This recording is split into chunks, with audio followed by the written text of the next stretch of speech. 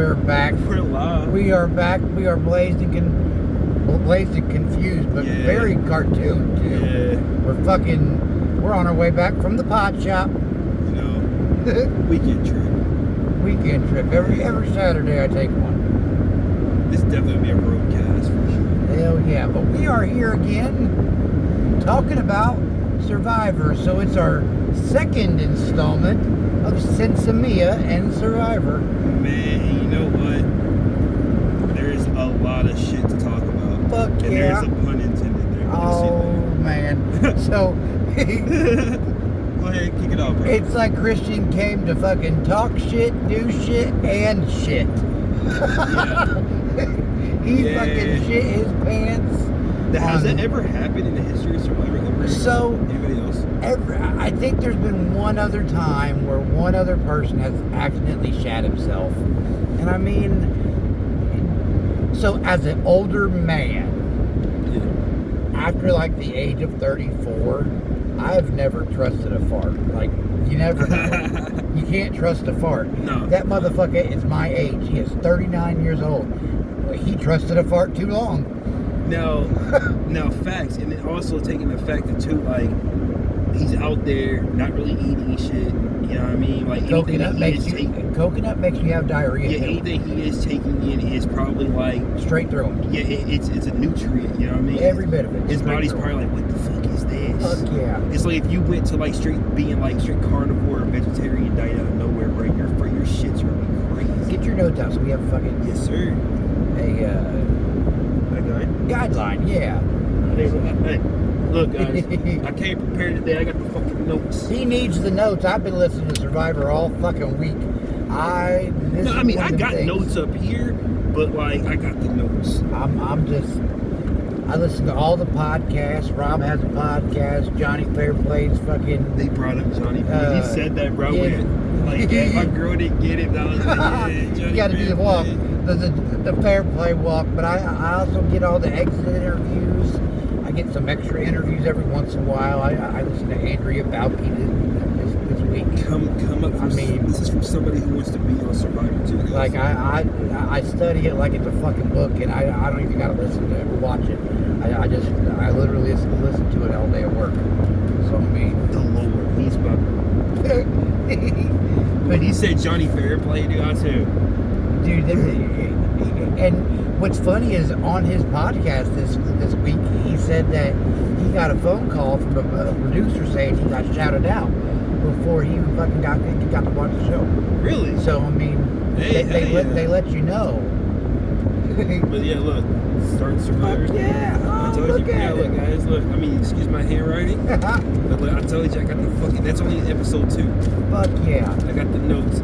So I'm gonna start off here. Episode 2, season 50, the Big 5-0. Somber start to the episode, like because they were sending off Kyle.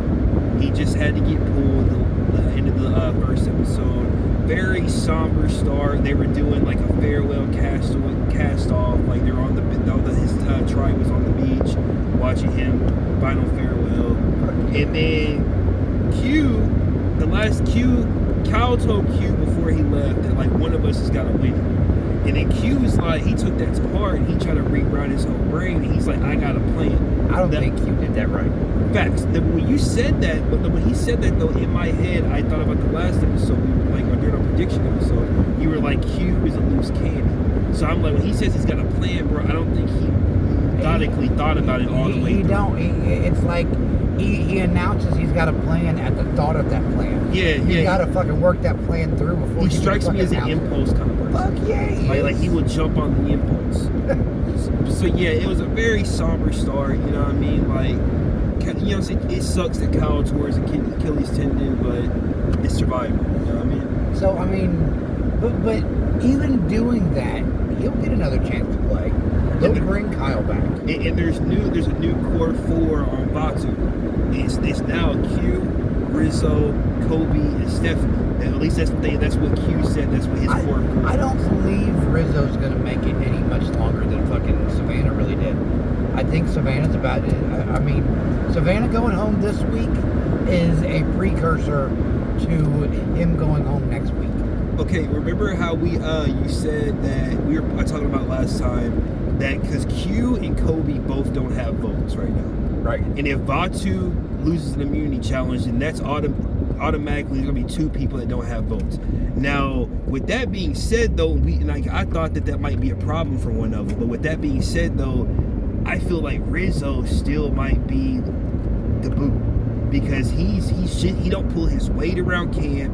He doesn't really hold any significant he doesn't give anything significant to the tribe. Like, they could lose him today and they would be perfectly fine. So, business as usual. The big thing with him is he is very unknown. He's from the 49. Yeah. They did not get to watch 49 before they all went out there. How far did he make it? He made it to the end. So he was with Savannah the whole fucking way. Okay, cool. So I mean, they brought 2 out of 3 of the people from 49 who made it to the very end back for 50. And it's kind of dope they put them on separate tribes too. Well, not only that, but the winner is going to go home automatically. If anybody finds out that woman had fucking won and was so aggressive the way she was going home regardless. Yeah. Regardless. Yeah. Now, the issue with Rizzo is he could be another Russell Hantz in the making. And Russell Hantz was dangerous because nobody knew his game. Facts. They literally threw him out there after season 19 onto season 20 with a little under a month to fucking prepare for going out there. There was no preseason alliances for him. He went out there and showed his ass and got to win the second time. But that was the one that he couldn't pull up. Right? Exactly. Yeah. But I mean, who in the fucking world is going to give a young kid like Rizzo $1 million? I wouldn't. Yeah. I mean, and Rizzo, don't let his name fool you. He has no Riz at all. He's kind of built like a. Do you know why he calls himself the man, the myth, the legend? He probably plays video games. I would say yes. Yeah. But that's his whole moniker for season 49. Well, yeah, but most of the time, Riz God, the man, the myth, the legend. Most of the time, when people talk about themselves like that, bro, like you're not. You know what I'm saying? Like, if you were really the god, the myth, the legend, that your name would surpass, you had to tell people that. Like, it's like people to walk around and be like, oh, I'm an alpha. I'm an alpha. And if you were a real alpha, you wouldn't have to address that you're an alpha. Exactly. You know what I mean? You'll have that aura. Yeah, exactly. I mean, you'll be able to aura farm any motherfucker. Yeah, like just by looks. You wouldn't have to address that. You Exactly. know what I mean? Like you would, like it would just be like, oh shit, like he's definitely. So the only reason, in my opinion, they brought him back for 50 was he held on to his fucking idol for 8 rounds. That's the only fucking reason. And it was because he played his idol up. Oh, I'm going to play it this week. He never played it. I'm going to play it this week. I'm going to play it. He never played it. He did that for 8 fucking weeks and never fucking got voted out. Honestly, like, I might have to damn near start, like, while I'm waiting for another episode, start going back and watching season 49. I'm telling you, brother. Watch 49. I'd go back and watch fucking most of them. But don't hit the... I mean, the very first ones are good. Don't get me wrong. Like, 1 to fucking... I think 1 to 7 are like the slowest seasons that you'll see. But there's a lot of good people on them seasons that you want to watch. But it was also a developing show. Exactly. Yeah. I mean, when Jenna told Jeff that they had started that shit, they really had started that shit. They showed clips. They showed flashbacks from like the like their very first tribal council. Which was shit. And it was literally like in somebody's backyard. A fire pit and some logs. Like they literally stood around a fire. They didn't just sit down. There wasn't a set, nothing, bro. Fire pit and logs, man. But so we're gonna move on real quick to pun.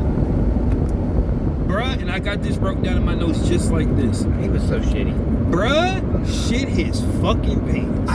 And let me tell you, as soon as that shit happened on TV, I posted it. Like, I seen your post. I was fucking dying. I seen your post when I hadn't watched it yet. But like I told you, I thought that meant that somebody like dropped the ball or something. I didn't know you actually meant literally he shit his pants. Oh, you should know me by now. Well, that's what I was about to say too, bro. I am literal. I don't talk in rhymes or riddles or shit. And bruh is Christian. The guy that save the tribe by making fire with glasses. Christian Hubicki. The fucking, what is he? He's a rocket scientist. He's basically Sheldon Cooper surviving. Robotic science. Yeah. Robotics. And he shit his pants in front of Joe. So not that he just shit his pants, he shit his pants in front of another tribe. Well, no, I think what it was he was trying to fart. And as he was trying to fart, Joe asked him, "Are you all right, brother?" He got real quiet. And he's like, nope. You know what he had? You know what he had? He had that look when a toddler shits themselves and like they're trying to act like everything's normal. He had that like that fucking like oh and dude's like, hey bro, what? He got real quiet. He's like, you good, bro? He's like, I need to. He kept trying to get away, but Joe was like, no, bro, what's wrong, bro? Yeah. Man, he shit his fucking pants. Shit his fucking trousers, and he was wearing khakis. If they were dark pants, he might have been able to get away with it, but he was wearing khakis. He probably ain't got no drawers on, so that is straight shit. And if you shit your pants like that, that wasn't a solid shit, bro. That was not a turd. That was a splat. Yeah, that was a splat. And you fucking sprayed your khakis, man. Oh my god. So they also have like underwear and shit, like spare underwear out there for them, but it's not meant for at that point in time. It's meant for later in the game. Like when they start losing weight, they have a smaller pair of underwear to put on. And I noticed that a lot of them like wear their underwear when they're swimming and shit. Like they're challenges. Dude, 90% of the time they're in their underwear. I mean, I know fucking Q stays in his underwear. Q and Ozzy, they stay in their underwear. Q with his fucking socks, brother. The fuck is wrong with him wearing on it? I ain't never. This nigga's in some fucking colorful fucking boxers. Colorful boxers with gray socks. With the tube socks up to his knees. Up to his knees? Like, what? I have only wore socks up to my knees in the military. That was the only time I ever did, because I didn't like them fucking falling down. Fucking, it makes your uniform look right. But I mean, oh my god. Yeah, like, Q and Ozzy stay in the trousers, bro. They stay in their skippies, my guy. But listen, though, Ozzy, my guy, Ozzy is okay, there's always that weird kid whenever you're growing up that's like weird and like in his own way, but he's also really athletic. Like freakishly athletic, and Ozzy is that dude. He's got that weird ass haircut. He looks at you and you just be like, when you look at him, you're just like, oh my god, like who the fuck is this guy? Like this motherfucker dude. Yeah, he strikes me as somebody who probably works in like the bar industry. He does. He owns a bar. Yeah, that's what I'm saying, bro. Down like, in Mexico. Him and Savannah strike me as fucking like industry folk. Like as far as like the fucking bars and shit like that. Savannah is a reporter for news. That's how she got to have her mouthpiece, and that's how she won her season. Cool. Is she had a mouthpiece from news. Well, guess what? Her mouthpiece wasn't nothing compared to OG Cherie. I'm telling you what, Cherie. That was the beauty of this episode. Yeah. Was the fact that you got to watch that bitch's mind fucking move, and she explained it to you how her thought process goes. That right there is dangerous in and of itself. She will never be able to fucking play Survivor again after this. And another dangerous part to that part of the game as well is she knows how to stay calm under pressure. Like Emily went to her and started talking about wanting to vote somebody off of her alliance and shit that she was already in with Ozzy, and it's like, but she even talked about Ozzy low key. She was like, well, let's weigh the pros and cons. She didn't miss a beat. But I mean, she was basically stating pure facts. Yeah. But she also did it in a way to make Emily think that like she's going along with her narrative, but she stayed cool under pressure and not give up her true front. Now that we're talking about Emily, did you watch that fucking girl run in the challenge? Yes. Her knees were stationary and her bottom of her legs were that way. Yeah. She runs like Jim Carrey, bro. She's real animated, bro. Oh, dude, I was rolling because he was like, how the fuck how do you not know how to run right? Like, it's just her shins that are moving. Yeah. It's like, like fucking cartoon style, bro. It's sort of like bottoms. But I mean, she's intelligent as fuck, which I can see why she ain't never ran in her life. Facts. It's one of them. I was a nerd my whole life. I'm not gonna fucking run. Yeah, athleticism probably wasn't her strong. Yeah, she probably got through the fucking mile in gym barely. Facts. Now, this is what got me, right? So we're moving on now. So the tribes, this is the first time the tribes are meeting since the loss from Vatu, Kyle leaving Vatu, and then Savannah leaving, what's her tribe? Fucking Sela, probably. Like, yeah, the orange tribe. Like, so this is the first time all three tribes are meeting up for a challenge, and they get to witness who got voted off and what happened to Kyle, like, hit the outcome of that. Now, I forgot her name. I didn't write her name down, but the little Indian chick on on the blue tribe. That's Camilla. She was very emotional about finding out that Kyle had to go home because her and Kyle were very tight. That was her number one in her season. Yeah, they were very tight, and she was very, very distraught about it. Like, at first I was like, is that just for show? But then, like, I started getting more of the backstory, and I was like, oh, no. So, like, that was... Here's the kicker with Camilla. Yeah. If she had not been voted out her season, she'd have won instead of Kyle. Because at that point, when... Kyle won. Yeah, Kyle won too. Kyle was the winner of 48. Yeah, bro, so okay. You come and do your Achilles tendon, I guess? Yeah. So what had happened was Joe, the autistic girl Eva, who he protected like a fucking daughter. You tell me about that. Kyle and Camilla were all up. Okay? Yeah.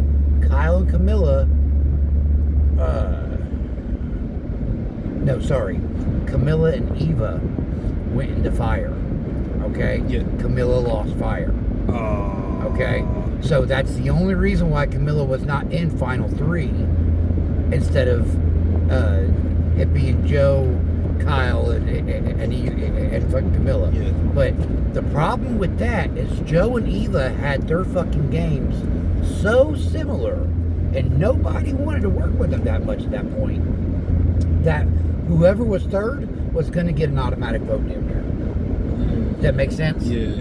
So, I mean... That's a comfortable way to be, too. That's what I'm saying. So, the only reason why Camilla didn't win is Kyle stayed in there and fucking directed that shit. I think Camilla would have been a good winner, too. I told you last episode we did that I feel like she might be a sleeper. Oh, she's definitely a sleeper. See, I didn't know all that, like how far she went and everything, but I feel like even in her season, she was a sleeper. Yeah. Like Kyle and her never talked out in the open together. Yeah. They were always, they'd hook up for about 5 seconds at a time, once a day, say, hey, how you doing? Is this going for you good? Is this going for you good? Yes, no, whatever. They'd go about their day. Never talked out in the open. So nobody knew they were working together. That's smart. I mean, a dangerous fucking player. Very smart. And I told you I think she's going to be a sleeper, and that's what I watch out for. I watch out for like people who I feel like might be sleepers. What killed me though is when fucking Coach turned that shit around for him and said, I'm going to take the fucking spotlight instead of Kyle. Yeah. And I'm going to tell you that I'm an honorable motherfucker. Yeah, see, I got that wrote down, bro. That's the next slide. It's on the slide. So Coach addresses the whole key on the hoop story between him, Ozzy, and Q in front of all the tribes at the very beginning of this next challenge. He basically, because he just got called out by the other old guy when he came back, and was like, so I heard a completely different story about what you're selling. It's like, what's up? Respect to that guy still. Like, you called that nigga out in front of everybody at the camp. Like, what's up? Like, I was like, hell yeah, dude, I like that. Which it does put a target on your back, kind of. Yeah. But at the same time, on the street level, I respect it. Coach addresses the story, and he's basically like, look, bro, I'm going to tell you exactly what happened. But, and then also, like, I'm still the same coach. I'm playing the game the same way I have in, like, the past 122 days. Which is where Ozzy made that, and Ozzy came back with his fucking comeback and was like, you're playing the same way you did the last time we played together, and you kind of gypped him last time. Yeah. Just like this time, which, I mean, I feel both sides, like, but this is Survivor, though, you know what I mean? Well, I mean, and we'll get back to where I'm thinking at later, but challenge goes on. Purple pulls it out. Yeah. No, they don't. Purple loses. No, because I thought that you called the Batu people going home because I thought the first challenge was the immunity challenge, but it wasn't though. That was just for supplies and shit. I could have swore Purple. No. Actually, the orange team won that one. Orange team. Yeah. Sela won that. Sela. Yep. And then so the challenge goes on.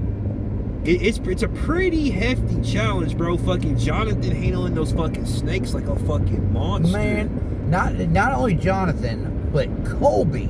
Yeah. Colby come out with fucking... He's on the test, bro. Yeah, he is. I ain't gonna say he's on the roids, but his old ass is definitely on some testosterone replacement therapy. You gotta do something. Facts. No, do you, bro. But they win,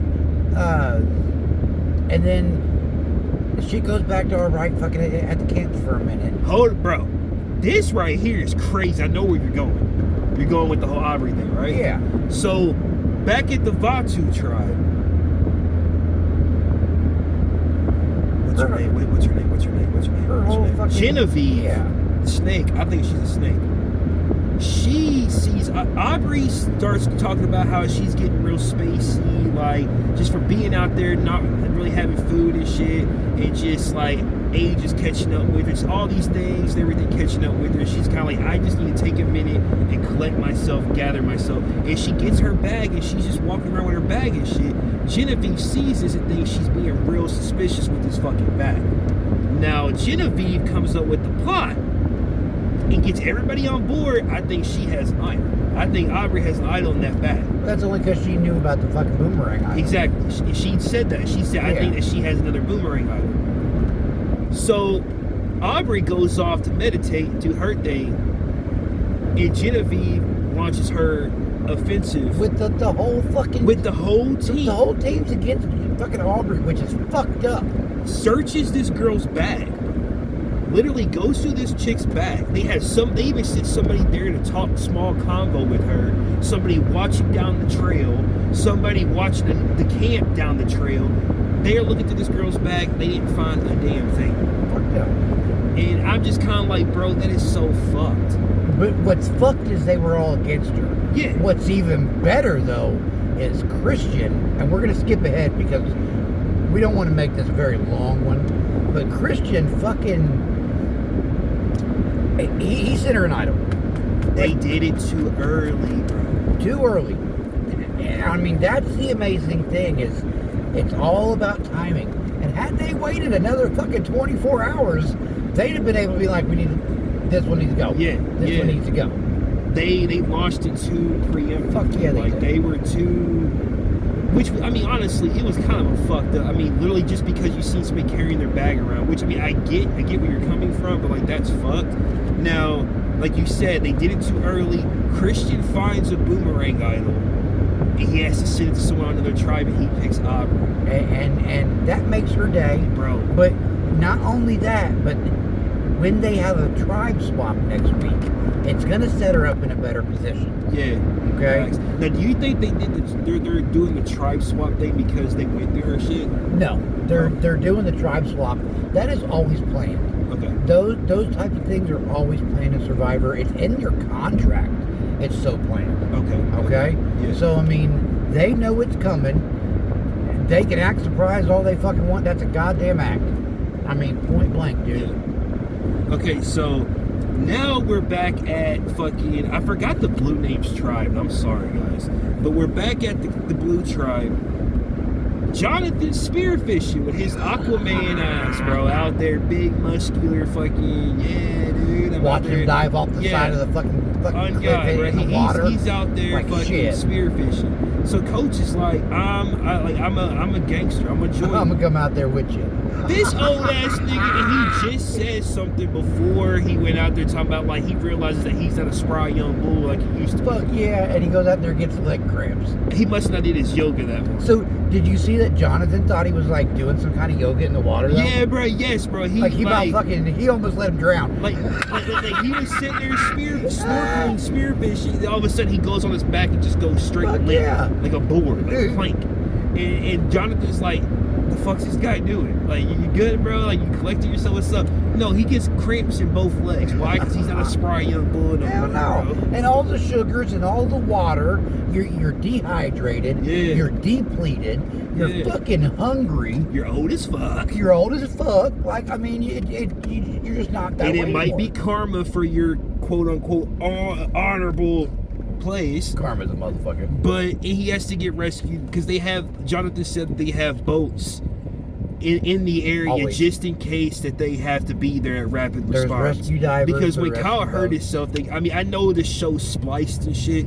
Like, there's a lot of shit we don't see and shit, but like, they were there pretty quick. Well, I mean, they really are. They've got to protect themselves, and they don't want no one to die. Well, yeah. I mean, that's the reason why they pulled fucking. At nighttime, you're not allowed to go in the fucking water because of sharks and fucking dumb shit that they can't see. Well, yeah, it's a show. Like, they have to. They got to protect themselves. Yeah, exactly. In the fucking the mother company, as far as like the entertainment company and all that shit. Now, who? Okay, I didn't write down who brought it up, but my man, he said it. The past 3 episodes anytime we talk about Survivor, he brings this guy up every time. I got it in quotes. Johnny Fairplay. I forgot who's brought him up. Christian did. But when he found the idol, he said, I want to be Johnny Fairplay here. He said, I don't want to be like Johnny Fairplay. But Johnny Fairplay, when he said that, bro, I literally went like that. My girl didn't get the reference, but I was like, yeah. Denver called it, bro. Christian found another, he called him last episode. He asked, you think there'd be another Billie Eilish idol? Yeah. Guess what? Another Billie Eilish boomerang idol. And I mean, and he gave it to Aubrey. Now we're just waiting to see who found it on the third beach. Right. Now, but the issue now is we're going to have a fucking swap. And someone could find that who's already got one. Or anything. Well, what happens if like the two people we know so far, they like found the boomerang idols to end up on the same team? Like, what if the idols end up on the same team as I mean, then they're either working together or the other person's working to fucking vote him out. Now, when she found the idol in her bag, though, she started off saying, I was going through my bag and she found the idol. But here's a side note. She never really addressed the fact, though, if she knew that they went through her shit or not. They don't. A lot of times they don't. Because for some reason, she struck me as somebody who would pay attention to detail, like her clothes are folded wrong or something. Yeah, you know what I know I would. Yeah, exactly. Just because I've watched so many people go through shit. Exactly. When she folded her shirt and shit back up, it was not the same way that it was in there. So let's jump ahead to the next challenge, brother. No, hold on, no. There's something I gotta talk about. Christian rocking fucking Joe on the hammock like a fucking baby, bro. Like Joe's on a hammock, just got done arguing with fucking Rick Devens. No, we ain't even there yet. No, sorry. But he's sitting there on the fucking hammock and Christian's under him and then gets beside him and he calls it a therapy carousel. He's sitting there. That's also giving what Joe the episode's titled. He's giving Joe fucking therapy. Like, literally dinner put Joe in a trance. Pacifying Joe like a fucking baby by rocking a grown man on a hammock, bro. I was like, what the fuck? In his original season, he had to do the same thing with his number one too, Gabby. Gabby was very emotional, couldn't fucking play right, had a fucking issue all the time. Yeah. It was very much the same way. So he's really just doing that again. But I mean, but it's kind of crazy too that the person he's rocking is also the person he just shit his pants for. So it's kind of like, you kind of owe me, bro. Rock me. But anyway, yeah. So we're at the challenge, the next immunity challenge.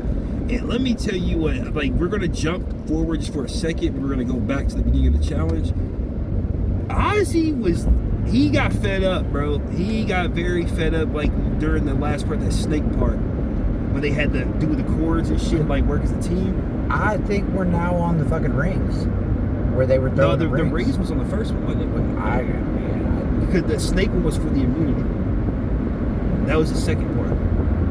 The rings was for the first part. Okay. Yeah. The rings was cake, bro. The rings was cake. Rings were cake, but this last part, so the challenge, they gotta fucking go through the sand. They gotta go 2x2 pairs, run in, grab a fucking snake, carry it through the woods, under the sand, and through a net, and then through a fucking circle that has, it's like a spider web of ropes. Jonathan beasted it. Colby Jonathan's beasted a it. fucking savage, bro. But the only downplay to that play that they did, I realized it because they noticed that Batu had Q and old girl go last because they knew Q was the best shape out of everybody there besides Kobe. And they basically were like, they're gonna have Jonathan go first and then everybody else is gonna be trash. We're gonna have our best person go last to pick up. But Jonathan's not as quick as Q. Yeah. Jonathan's strong, but he ain't got the speed that Q does. Exactly. So they put the spearhead Jonathan first on the blue team, but then the purple, they were like, we're gonna have our best players, our sandbag to pull, like close the gap at the end. Very smart play by Vatu. But fucking yeah, man. Like, so this challenge was pretty difficult. It took a lot of teamwork. And the snake part, the last three people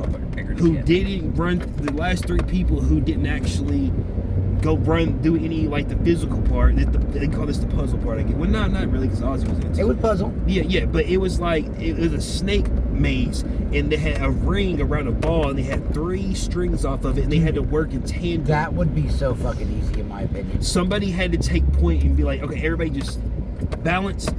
I'll tell each person when to move. Take point, call shots, bro. Somebody had to. And that one dude on the blue team ended up doing that. The fucking skinny guy. Yeah. He actually did that. He took point. Now on Sela though, Ozzy, Cherie, and Christian, they all 3 kind of were working. They were working together, but working on their own. And actually, you know what? Before we get to the end, no, let's finish this. But fucking Cherie was kind of not really pulling some weight on the string part. And Ozzy was getting fed up, bro. He kind of got a little shitty with Cherie. And I was like, I mean, it's kind of respectable. Fuck yeah. It's kind of respectable, bro. I mean, she's a... Still, Cherie, as soon as they said his name, she had her gears turning, had everyone else thinking, everybody else except Ozzy. Right. Which is where Cherie is the fucking GOAT. Yeah. Cherie, if she can get to the end, she will win. However, that road to the end is fucking blocked by everybody, everything, and anything else that they fucking want to put there. Now, Savannah, Sela lost. They didn't get immunity at all. Batu won, got first place. They got the supplies, like tarp and shit. The blue team won second place. They got a smaller tarp and all that shit. Sela didn't win again. Savannah fucked up. This is where she fucked up. She targeted Ozzy. Like I said, Savannah targets Ozzy. Oopsie. Because, listen, she targeted Ozzy to fucking Cherie, and Cherie's like, nah, baby girl, let me show you how to run game. Yeah. Let me show you where I'm the GOAT. You might be skinny and more physical in your shape now and not as old, but let me show you where you don't have the experience. And it showed. Fuck yeah. She convinced everybody, and she even partially talked about the plan in front of Savannah. Because the vote flipped so much, but what she didn't understand, Savannah didn't understand it, was Cherie was running game the whole time. Fuck yeah. And I asked my co-host here, Viking D Clown, have they ever hit an idol at Tribal? He said not in the American version, but in Australia. The producers still have it in the American version. That was a fake idol they put it. Well, yeah, kind of called it.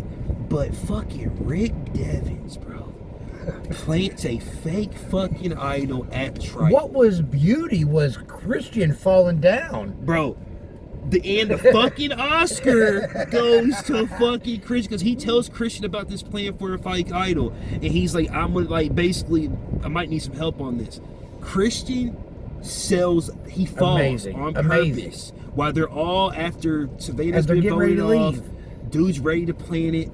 They're all walking off set. He trips and falls. Rick Devins behind the group. He hides the idol. Fucking amazing.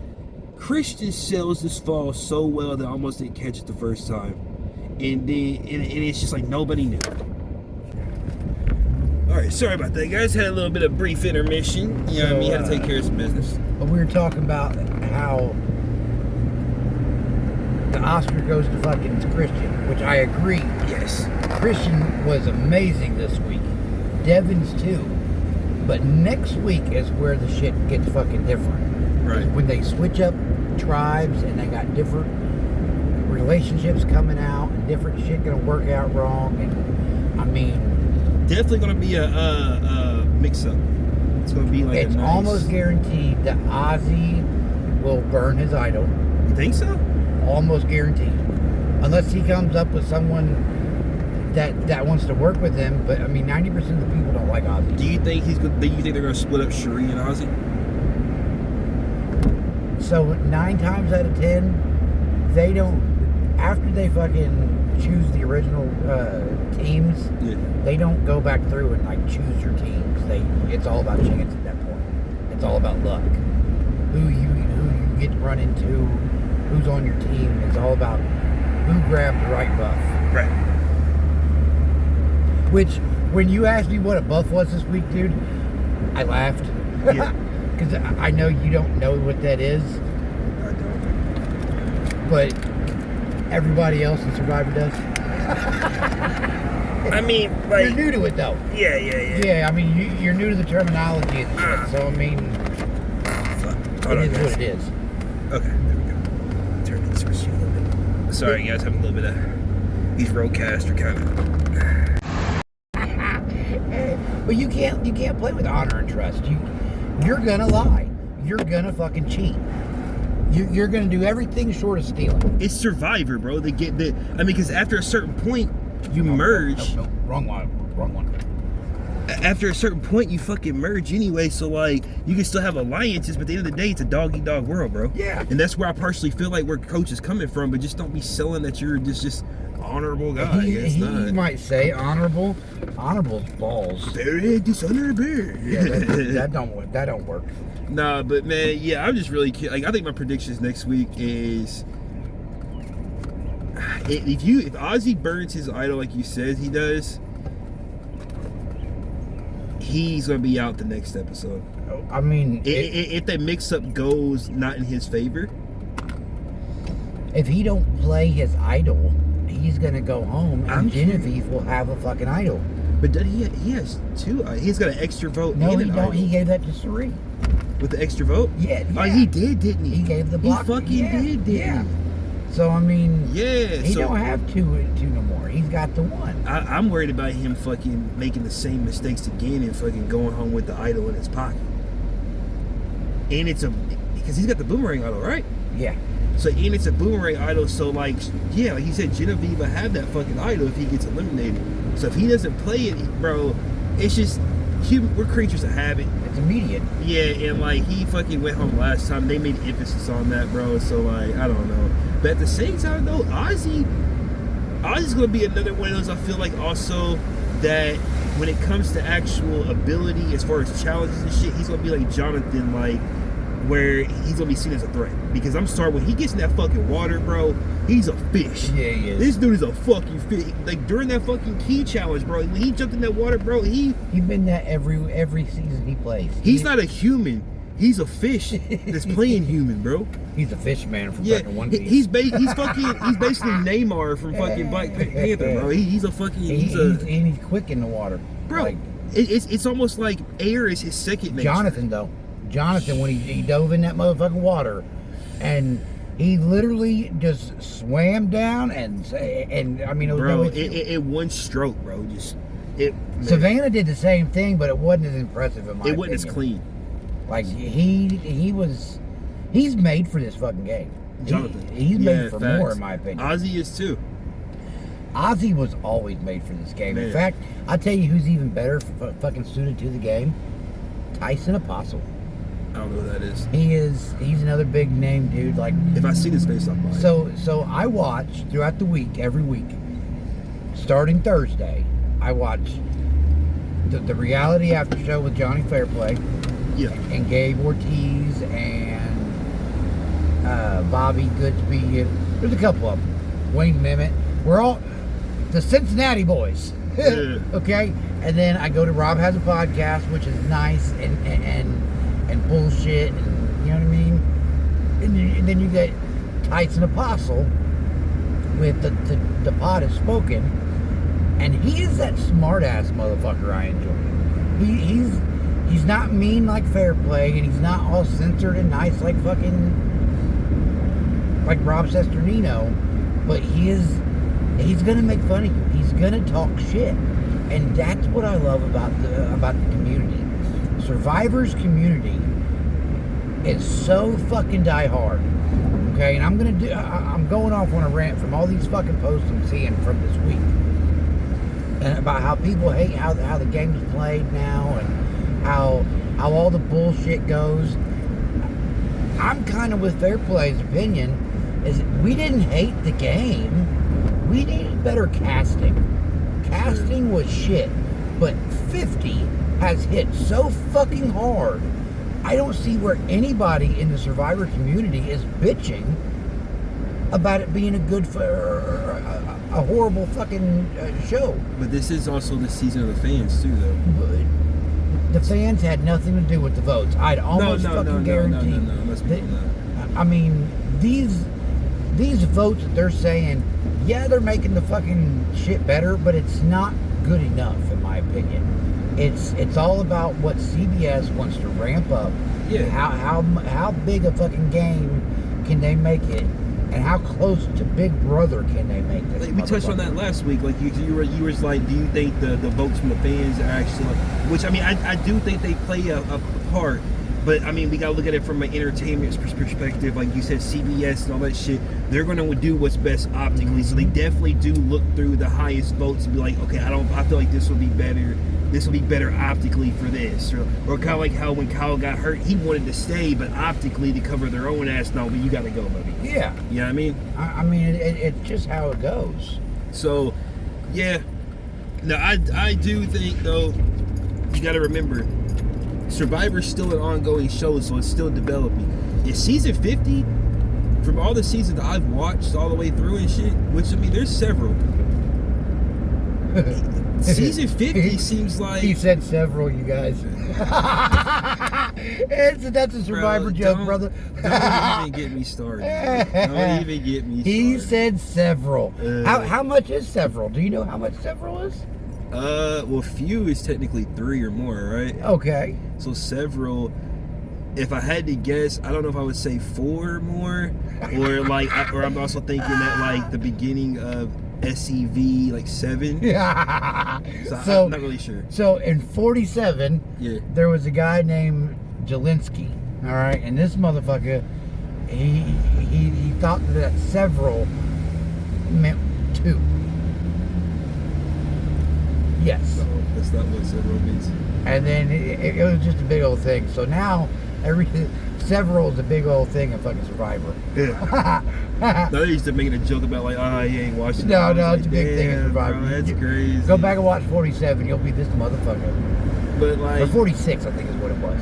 See, like what I've noticed about season 50 though is Sela. It seems like Sela Tribe so far is showing all like they kind of put most of the. How do I put it? They put most of the actual like people, mental game players on the same team. They put puzzlers with puzzlers. They put challenge beasts with challenge beasts. Yes, I agree. And then they put like I'm not gonna say so much like his Cherie's the silver tongue for and real. And they threw everybody else into a fucking pile. Yeah, but it seems like Sela is the only one so far that's low key, besides the whole Genevieve and Aubrey thing, like is the only one that really has like a lot of like mental back and forth, but like trying to get through people's fucking charades and shit. Like, cause Rick Devens was calling Savannah out from the jump when she said she won when she went away and she beat Kobe in that challenge, but she said she won but didn't get no like reward or nothing. He was like, bull fucking shit. So you just went to an island. You went off by yourself to an island, won a challenge. I think that's why she went home. And didn't. And he even said something again. Like he even asked her, he's like, "So you have no idol or like no advantage or nothing?" She's like, "No." He's like, "Man, bullshit." I think that's why she went home. It's because they didn't believe her. They couldn't fucking get her to say anything. I mean, my girl was like, "Well, she don't need to win again, bro. She just won." Which is why. But you know she wanted to go home, bro. And D is going out soon too. As soon as they can get D out, D's gone. You think so? I know so. She won fucking $1 million. Yeah, I remember watching this season that she won. Because she had that one dude whipped, bro. Finesse. Yeah. Finesse, bro. That kind of stems my question. Like, do you think that, like, there's ever been some, like, Oh, she was working an angle on that. Oh, for but sure. Let me tell you where Austin Lee Coon ended up. That's the guy that she was with. Yeah. He ended up with Jeff Probst's fucking niece. Oh shit. Yeah. So he's like, bitch, he got in the family. He's like, But can't beat him, join him. So we're gonna wrap this up. Actually, I'm Viking D Clown. Deploy. This is my boy Deploy, Yes, and we sir. will always catch you back again here soon. Yep. Smoke one on us, guys. Smoke one on us. We're about to do the same motherfucking thing. Facts. Y'all have a good day. Hey, enjoy that weekend, man. Enjoy the weekend.